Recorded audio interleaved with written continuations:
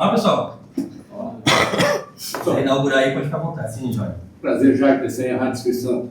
Seja bem-vindo ao nosso estado. É a primeira vez que eu trabalho no nosso estado, né? E como foi esse contato para vir trabalhar no Rio Branco, o senhor espera, passando aqui pelo Rio Branco, esse ano importantíssimo para o Rio Branco, temporada 2026. Bom dia, Jair. Bom dia a todos. Prazer muito grande estar aqui com vocês. Falo que é uma oportunidade que ela foi adiada por 2 vezes. Né? Em 2 situações o Rio Branco me procurou e a gente já estava com algumas coisas encaminhadas. E essa, quando o telefone tocou, eu não hesitei, não pensei, porque é muito bom estar, né, num estado como esse, que eu fui criado aqui, né? Férias de mineiro aqui, né? E então fico muito feliz e agradecido pelo acolhimento de todos, né? Pessoal do Rio Branco, torcida, a própria imprensa, desde o início, os primeiros contatos com vocês, com bastante respeito, bastante carinho pela minha pessoa. Então a gente espera que isso dê continuidade, né? Eu falo muito com a minha esposa que o futebol às vezes é igual um casamento, né? Às vezes a lua de mel, ela dura 2 anos, 1 ano, 2 anos, mas pode durar meses, né? E eu venho com o pensamento de ficar aqui muito tempo, de fazer uma história, de dar continuidade a um trabalho num clube que vem numa ascensão muito grande nos últimos anos, né? Não só de resultado, mas de estrutura, né? Haja vista a estrutura que a gente está encontrando aqui, uma estrutura muito boa, né? Que a gente sabe que o pensamento é evoluir e está crescendo a todo tempo. Cícero, Ricardo, Jornal S. Hoje, bem-vindo ao Rio Branco, teve o Espírito Santo. Em 2025, o Rio Branco teve 2 perfis de treinadores ali um pouco diferentes, né? Começou o ano com o Ricardo Cubalquini, que tinha uma proposta mais de controlar as ações do jogo, ter a bola, troca mais de passes. Depois veio o Rodrigo Fonseca, que era um jogo mais reativo, assim, mais fatal, né? Que tinha menos a bola, mas que costumava ser letal no ataque. Qual é o time que o Cícero quer ver no Rio Branco dentro de campo? Que o torcedor pode esperar, taticamente, da equipe do Rio Branco no ano de 2006? Eu costumo falar, eu faço um paralelo sempre a gente brinca muito, né, no nosso meio entre Klopp e Guardiola, né? Só que isso caiu por terra. Hoje o Guardiola está na Inglaterra, ele não faz mais o tic-tac. Então, assim, o treinador tem que estar preparado de acordo com o que tem do grupo. A gente preparou um grupo muito competitivo, um grupo de atletas vencedores, por uma camisa vencedora, né? O Rio Branco é o atual bicampeão, isso já é uma grande responsabilidade que a gente carrega.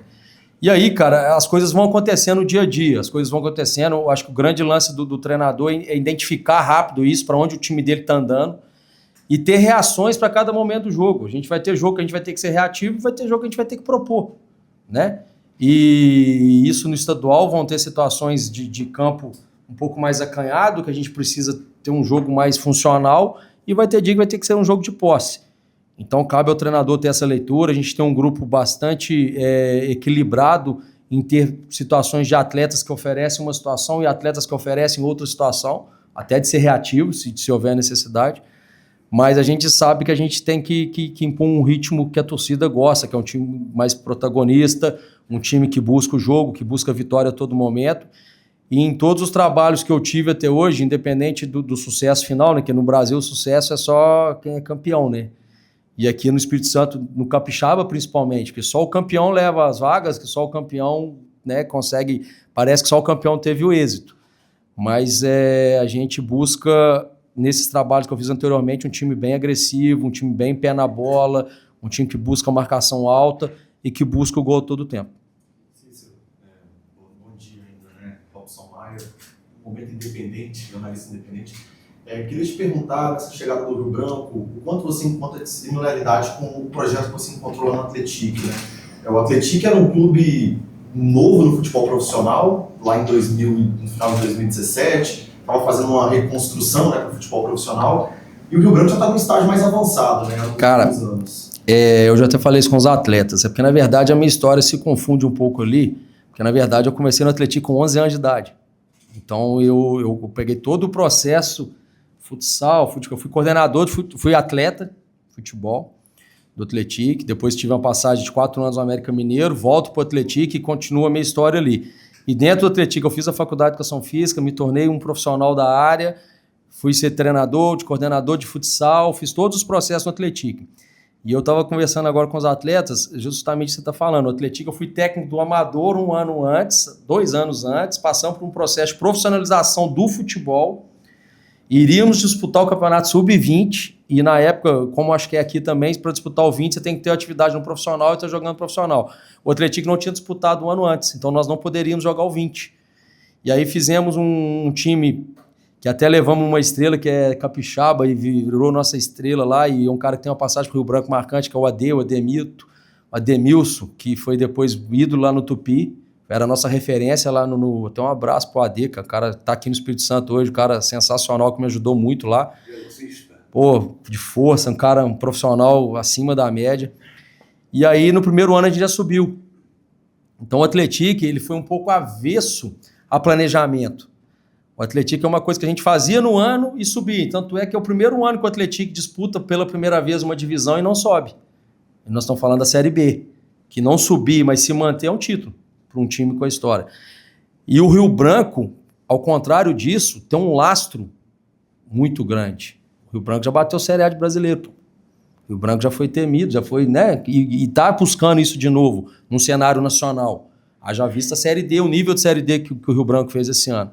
Então é muito diferente os projetos. Aqui a minha responsabilidade hoje é muito maior, porque ela não só por ser filho da casa, eu era um dos idealizadores do projeto. Aqui não, cara. Aqui é uma coisa consolidada, um time de formação, com uma torcida doente pelo clube.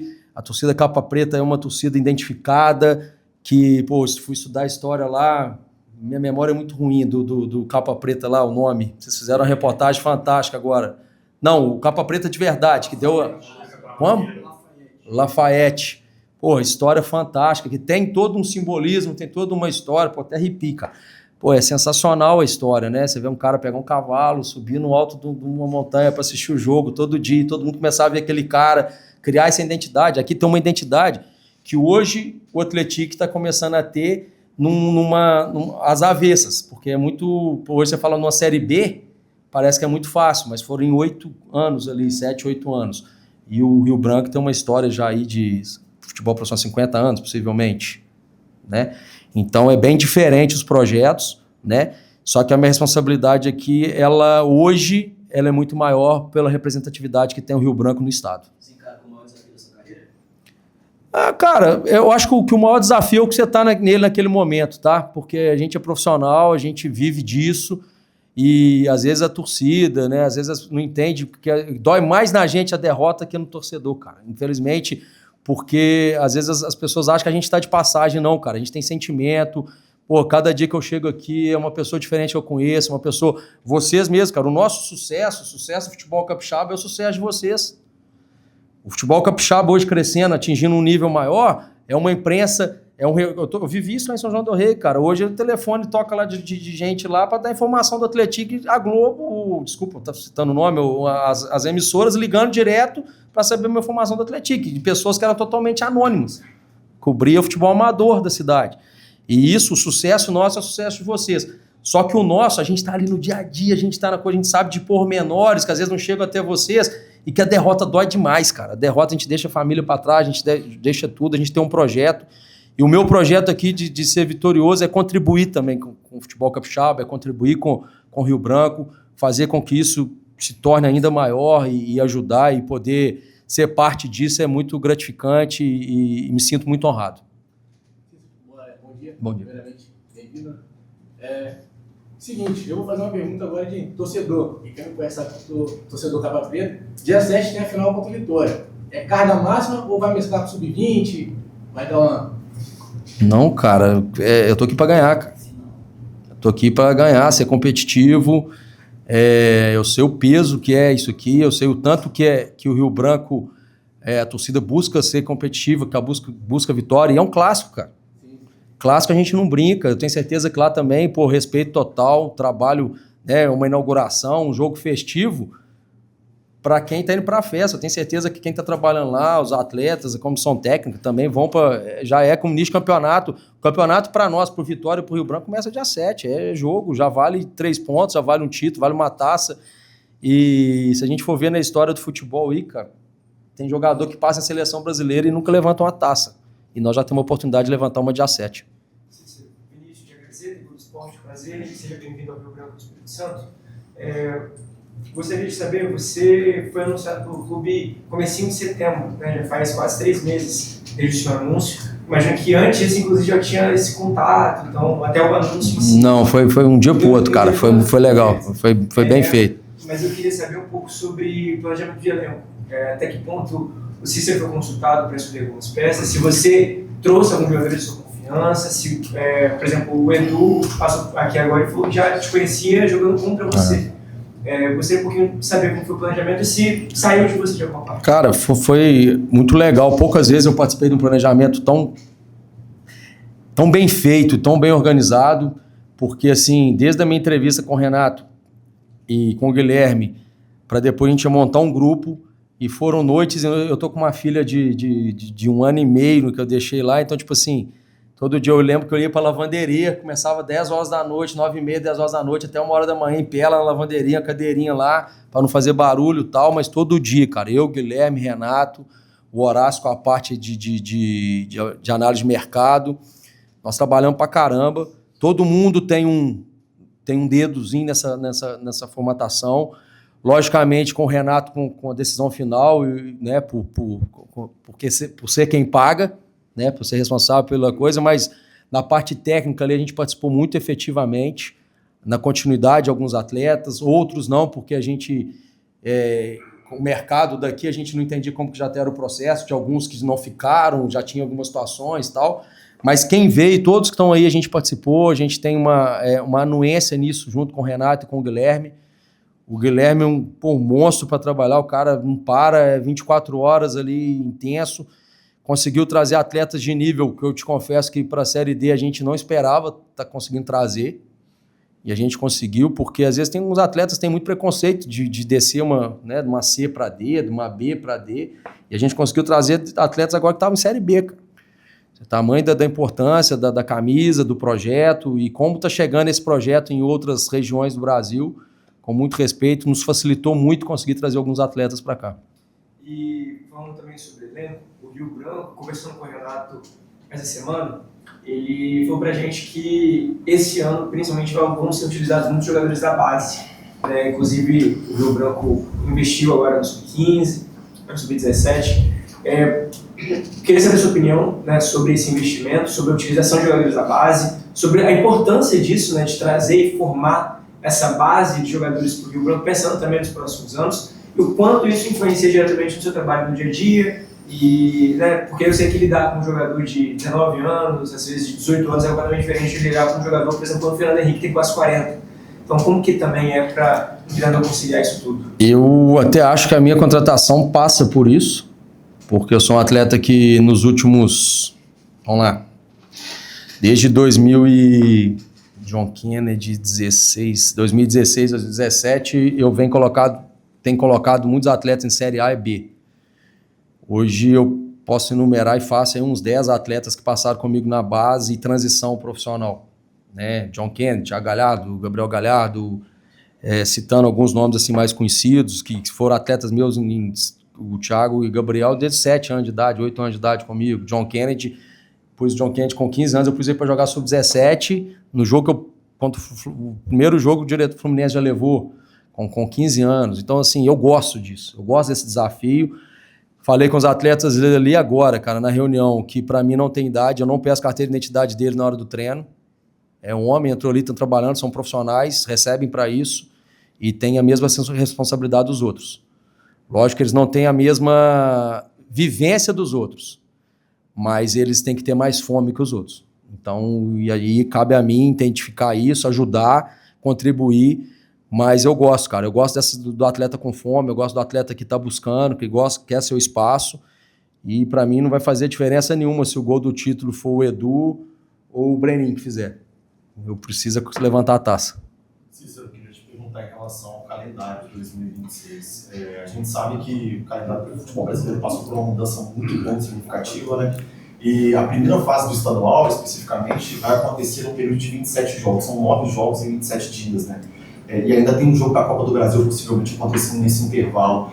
como dosar a carga do grupo para uma cobrança que vai ser muito grande, já que o Rio Branco é o atual bicampeão, tem todo esse cenário de ser um clube conquistador aqui no estado, com também o controle de carga, né, desses atletas, com a expectativa que você vê também em termos desses jogadores.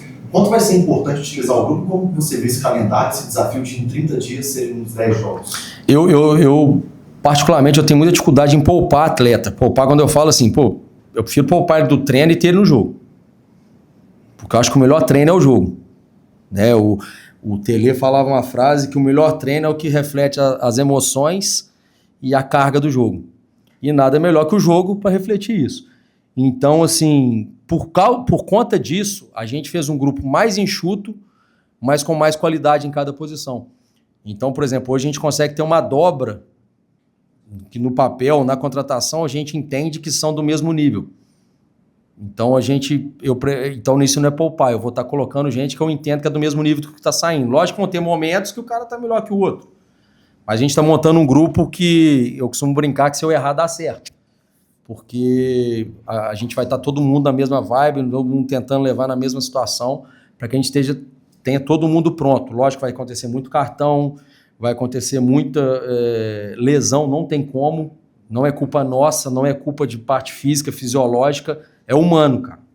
Jogar 3 jogos numa semana é humano.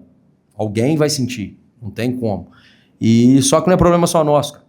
A gente tende a usar isso como defesa, mas o adversário também está passando por isso, está todo mundo passando por isso, e quem se organizar melhor e tiver um grupo mais fechado, mais homogêneo, tende a sair melhor disso. Bom dia, Pedro Henrique, advogado digital. Você falou agora há pouco sobre a responsabilidade que você carrega vindo para cá, e também até sobre a importância, né, que, como perguntado, da final do dia 7 com a Vitória.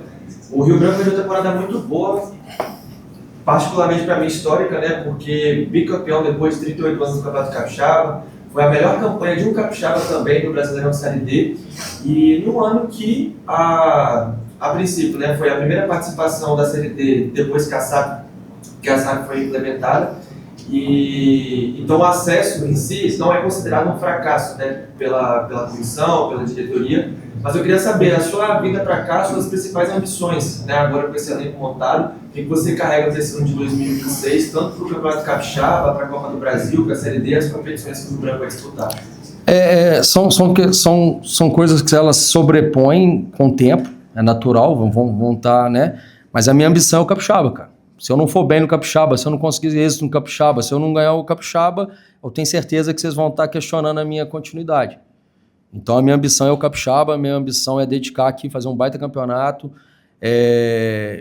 ser muito competitivo, fazer com que esse time entenda o significado de ser campeão capixaba, de buscar esse título, entender e ter muito respeito pelas outras 9 equipes, porque é um campeonato que ele é muito próximo à zona do sucesso, com um total insucesso.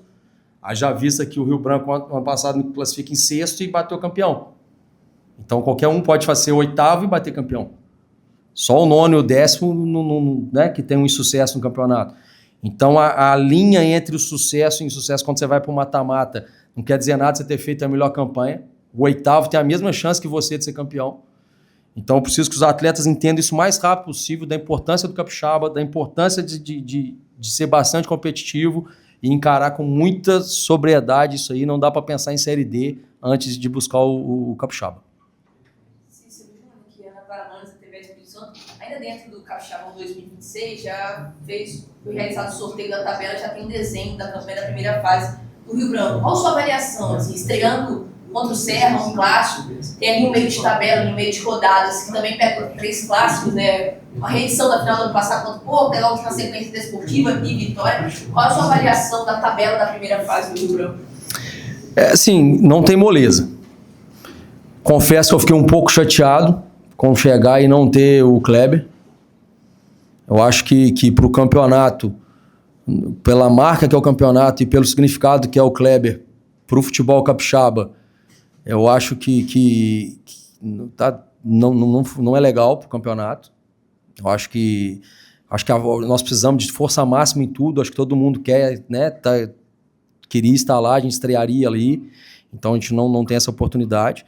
Mas cada jogo do Capixaba, eu falo que não tem, o clássico não vale 4 pontos. Ele vale mesmo 3 que não é clássico. Então, é um campeonato que se divide em 2 partes, pontos, como eu falei anteriormente, pontos corridos e mata-mata. Então, a gente tem que encarar do Serra até o último jogo, no dia 11 de fevereiro, com a mesma intensidade, a mesma força, pontuando, porque os 4 primeiros levam vantagem. E isso é um fator interessante, porque depois você pode jogar por 2 resultados.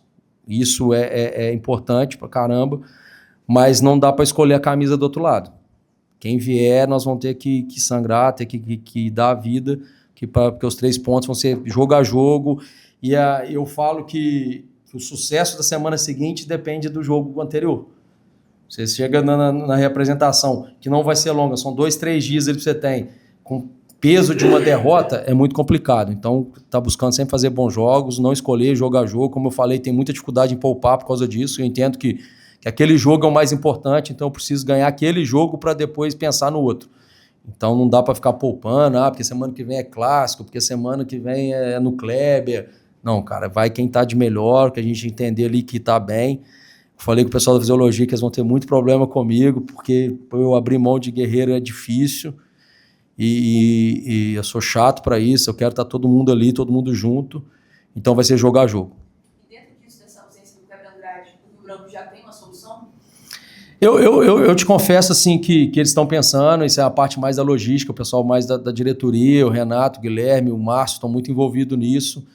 Eu nesse momento assim até abri essa crítica aqui né, falando isso, porque eu queria estar chegando e já estar participando de verdade, assim, né? Do que é o Rio Branco, já senti ali o Kleber, já está a estreia. Vi ali a torcida, vai no Kleber, vai encher, vai não sei o quê. Tudo que eu vi da torcida do Capa Preta ali é o que eu estava, minha expectativa era muito grande, já senti isso já na estreia contra o Serra. Aí eu vi o sorteio num dia, coincidentemente 2 dias depois fiquei sabendo, aí veio um pouquinho daquela decepçãozinha ali de já não viver isso agora, né? Mas faz parte, a gente sabe que vamos dar sequência e vai dar tudo certo. Cícero. Par, ímpar. Cícero, você conhece muito o CLD, já conseguiu conquistar acesso a uma competição que é familiarizada para você. Nesse ano a gente teve uma reformulação da competição, a partir da temporada que vem, reformulação essa que o Rio Branco vai fazer parte. E aí são várias mudanças, desde o aumento do número de capixabas no grupo, a redução do grupo, o maior número de fases, mas a principal também que permite o acesso à Série D do próximo ano, independentemente do triunfo do campeonato estaduais. Queria que você fizesse uma análise para essas mudanças, o quanto isso pode impactar no Rio Branco, no planejamento de temporada, se você vê isso como benéfico, de ser o que tem de qualidade, o que tem de feito nessas mudanças também, e o que esperar para essa competição no Rio Branco. A gente teve o hábito no Brasil de acostumar que a competição mais democrática era a Copa do Brasil, né? E hoje não é, hoje é a Série D, são 96 clubes, é o campeonato mais difícil do mundo estatisticamente, porque vamos lá, nós falamos aqui no início da entrevista que aqui no Capixaba só o campeão sai feliz. Na Série D, de 96 são 4, cara, eu te confesso que é menos de 4%. Não, dá mais um pouco, né, se fosse 100, 4,00 alguma coisa, por cento, é muito pouco pra você atingir o sucesso num campeonato desse, né? Fico feliz de ouvir de vocês aqui que foi a melhor campanha do Rio Branco, foi uma baita campanha, que realmente foi, que é um campeonato muito difícil. Eu consegui êxito na minha primeira, depois já disputei 3 e não tivemos êxito, porque o êxito é o acesso, não é competir bem, não é ir bem no campeonato. Mas hoje eu entendo que eu vim para um lugar que está pronto para subir. É um lugar que está pronto para subir, já entendeu o processo, já entendeu o caminho. Dificultou mais, porque são 96, e aí você passa por um outro capixabão, pelo que eu entendo que deve ser, né, a tabela, deve ser os times mais do estado numa primeira fase, para depois migrar, eu acredito que seja uma forma mais regional no primeiro momento, e isso a gente vai ter 2 capixabas no ano, mais a Copa Espírito Santo, porque se a gente pensa em que são 4 classificados do Espírito Santo, 3, numa chave de 6. Então, possivelmente, e aí, por exemplo, regionalizando, eu já pensei, já tem uma Tombense aqui do lado, o Democrata está aqui do lado também de Minas, de repente está feita uma chave. E, vamos falar, chave difícil pra caramba, para sair 4, né? Então, assim, é um campeonato que a gente entende que é muito difícil estatisticamente, mas não é impossível. Acho que as equipes organizadas tendem a sair na frente, então nós estamos falando de 96, aí possivelmente, vamos dividir 50% entram para realmente subir, 50% entram para participar. Nós já estamos falando de 50 equipes, cara. Então é um campeonato cruel, mas que é possível. E nós estamos... O Rio Branco, hoje eu vejo, nessa uma semana que eu estou aqui, com um clube que está pronto para isso. Está pronto e fazendo por merecer. Você também pergunta sobre o elenco. Você falou que o elenco é mais enxuto, mas que entrega muita qualidade. A gente vê em alguns setores, por exemplo, disputas naturais e disputas que vão até exceder um pouquinho o controle, porque são jogadores de grande potencial. Eu queria abordar mais especificamente o ataque. O Rio Branco tem 3 jogadores com características de área, mas alguns que circulam mais, né? O Edu é esse cara mais definidor, o Brandão também já mostrou muito poder de finalização, apesar de que também tem um arranque legal, a gente viu no Atlético. E tem ainda o Neto, né, que foi anunciado nos artilheiros do Brasil, é um cara que sai um pouquinho às vezes da área, mas que também gosta muito de talento da área, porque marcou muitos gols. E tem um segundo atacante ali também, né, o Alisson. A gente pode esperar um Rio Branco fugindo do tradicional que tem sido feito no futebol brasileiro, que é esse 4-3-3, muitos pontos espetados, talvez voltando a utilizar 2 atacantes. Você vai me fazer dar spoiler, né? Você tá doido para eu dar um spoiler, né? Vai, é isso aí. A minha segunda pergunta também em relação a um detalhe que no futebol mundial está sendo muito bem trabalhado agora, que é a bola parada. A gente vê, por exemplo, na Inglaterra, o líder do campeonato inglês é o time que marcou mais gols em bolas paradas, e isso, sem a bola parada, esse mesmo time não seria nem o 8º colocado. Equipes também que estão muito bem na Champions, né, como o Bayern, até o próprio PSG, têm utilizado muito isso. No futebol brasileiro, a gente vê a mesma coisa, com a bola parada, Palmeiras utiliza muito. Libertadores foi decidida assim. Libertadores foi decidida na bola parada, né? Eu queria abordar sobre isso, sobre essa função, talvez o Rio Branco utilizando 2 atacantes, e também sobre o quanto a bola parada o Rio Branco vai trabalhar com uma arma especial, porque tem bons cabeceadores, tem o Matheus Castelo. Qual que é a sua fonte aqui dentro? Já me entrega, vamos trocar. Eu te dou uma informação, você me dá outra. Quem que é a sua fonte aqui dentro? Você tá sabendo demais. Você tá sabendo demais. Cara, é isso aí. Eu acho assim, a gente tem a possibilidade de manter um 4-3-3 básico. Eu sempre flutuo ali entre 4-3-3 com 4-2-4, 4-4-2, porque ao mesmo tempo que você, né, você consegue andar com os extremos. A gente tem um grupo para isso também, a gente contratou atletas especialistas ali em fazer esse... Eu falo que é o ioiô ali, né, por fora, né, vira secretário de lateral uma hora e ao mesmo tempo tá tendo que atacar, mas eu gosto muito do definidor, cara. A gente defende muito. Eu passei nos 2 últimos anos tendo muito problema de o time criar muito e não conseguir colocar para dentro. E hoje a gente tem um poder de fogo muito grande, né? Como você falou, e Brandão, Edu e o Neto. Só que, por outro lado, a gente tem situações que, por exemplo, eu vi a torcida cobrando muito aí o 10, né? Vai chegar o 10, cadê o 10, não sei o que e tal. Não sei se vai chegar ou não vai ainda, tem algumas situações que ainda estamos analisando, mas, pô, a gente tem um Carlinhos que faz ali o 8, 10 muito bem. Eu acompanho o Carlinhos já há um tempo, o Carlinhos, se eu colocar ele de 10 ali, não contar para ninguém que ele jogou de volante, vão acreditar que ele é 10. Eu tenho o Breno que faz tanto por fora como 10. Eu tenho o Neto que faz esse segundo homem, com uma versatilidade com Edu e Brandão, talvez com um pouco mais de características iguais. O Neto fugindo um pouco dessa característica. Eu tenho o Alisson, que foi 10 por muito tempo, como também é extremo. Então, cara, o atleta hoje que fala que ele é especialista só de uma função, ele vai morrer de fome, cara. E comigo mais ainda, por isso o grupo enxuto. Porque eu por exemplo, no Atlético, o Douglas Pelé hoje, que foi talvez um dos melhores laterais da Série B e coisa comigo no Atlético, ele foi extremo. Jogou de beirada, contra o Bahia de Feira, ele dá o passe pro Brandão no primeiro gol e sofre o pênalti no segundo. Era o lateral jogando de beirada. Então, a minha função é realmente otimizar e estar buscando que... Hoje eu posso projetar esses 2 atacantes, mas aí daqui a pouco o Carlinhos começa a engolir todo mundo, eu tenho que dar 10 para ele e vambora, cara. Vambora e vai dar certo. Sobre a bola parada. Você quer me apertar mesmo, cara? Não, tô brincando. Hoje, o Arsenal, por exemplo, tem um cara especialista da bola parada.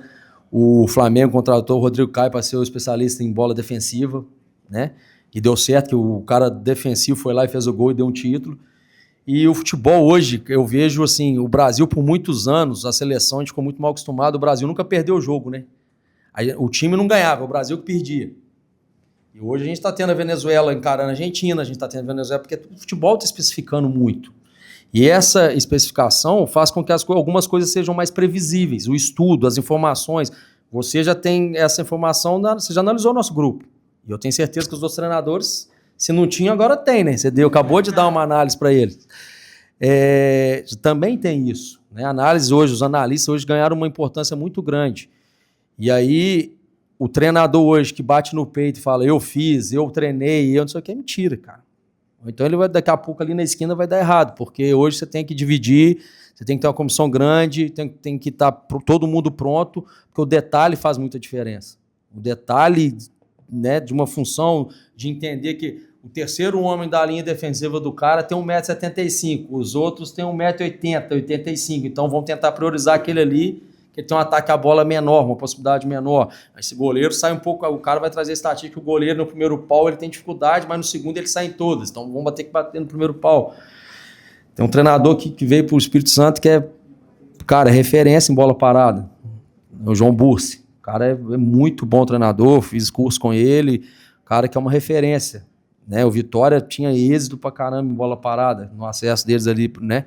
Cara que a gente está estudando. Então o futebol hoje é muito minucioso, cara, e é muito comissão técnica, é muita divisão de função mesmo ali, e todo mundo vai fazer parte, e todo mundo vai ajudar bastante, porque o detalhe faz muita diferença. Professor, o senhor considera que o elenco está fechado ou precisa mais alguma peça para a temporada 2026? No futebol nunca está fechado, né, mestre? No futebol nunca está fechado, a gente, eu falo com você que está fechado, eu abro a porta ali, o Messi cismou que ia morar em Vila Velha. Eu vou falar, não, tá fechado? Não vou, pá. Não vou, não. Eu quero vou ir pro Rio Branco. Eu gosto de ir pra caramba de Vitória, quero morar, quero ficar aí. Essa ponte aí é maravilhosa. Aí eu vou falar, não, fechei o grupo. Não vou, cara. Então nunca tá fechado. Fechou, pessoal?